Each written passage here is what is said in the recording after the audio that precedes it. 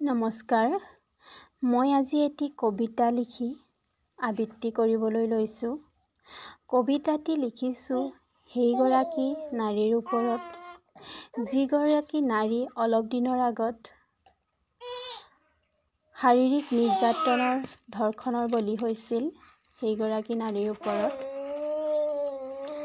আৰু আশা কৰোঁ কবিতাটি সকলোৱে প্ৰথমৰ পৰা শেষলৈকে শুনিব বুলি।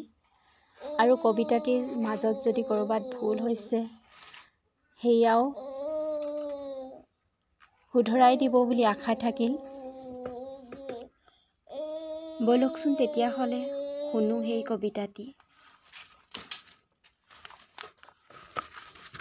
কবিতাটি: মই ধৰ্ষিতা নাৰী।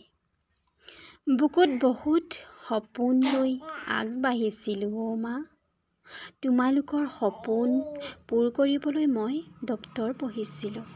চোৱাচোন মা, মই আজি মোৰ সপোনবোৰ, তোমালোকৰ সপোন পূৰ কৰিবলৈ সক্ষম হ'লোঁ। কিন্তু মা, মোৰ যেন ক'ৰবাত ভুল হৈ গ'ল। কিমানজন যেন ৰোগী চিকিৎসা কৰি জীৱন দান দিলোঁ। কিন্তু অৱশেষত মই অকলশৰীয়া হ'লোঁ।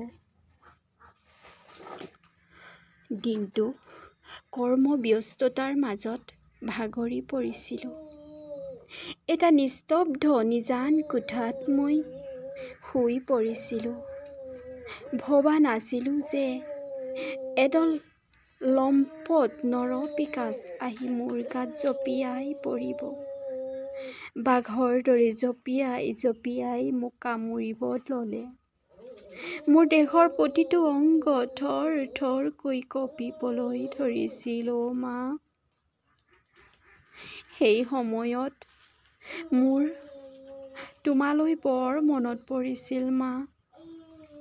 চিঞৰি চিঞৰি মাতিবলৈ মন গৈছিল, মা মোক বচোৱা,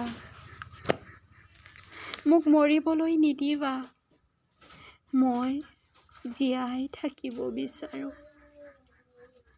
মা, মই বহুত চেষ্টা কৰিছিলোঁ নিজক বচাবলৈ।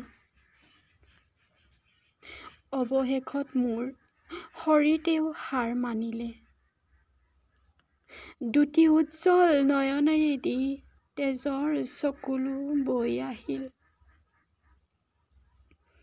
মোৰ দেহ নিথৰ হৈ পৰিল অ'।